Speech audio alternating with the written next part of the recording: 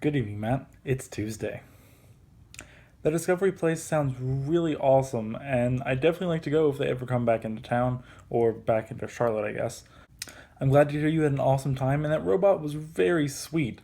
I've always wanted to do, or to make a robot that could solve a puzzle, whether it be a Rubik's Cube or just a puzzle I created.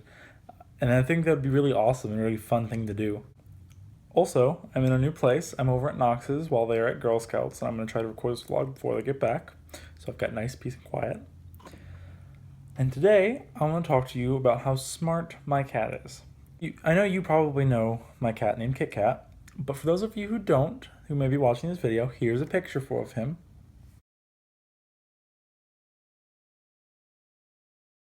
He is super adorable and super big, but he also likes to scratch my door cases.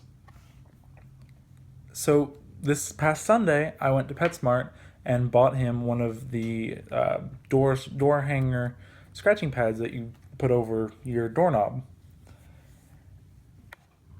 And the basic structure of the scratching pad is that there's a little play toy at the very top by the handle.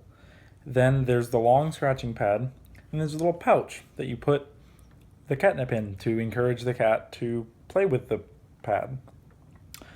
Within about 5 minutes of him seeing it on the door, he had already figured out how to get his head into the catnip pouch and eat the catnip. It got to the point where he started swinging off the thing, like hooking his claws onto it and swinging from it. It was quite hilarious. Another thing that has learned and that makes him super smart is that anytime I go to the fridge, he automatically thinks I'm going to feed him, which is true. I do keep his wet food in the fridge, but I don't always feed him when I go to the fridge. But every time I open the fridge door or even walk over to it, he runs over real quick and hops onto my couch, which is right next to my fridge, and looks at me and waits to see if I'm going to pull out his food.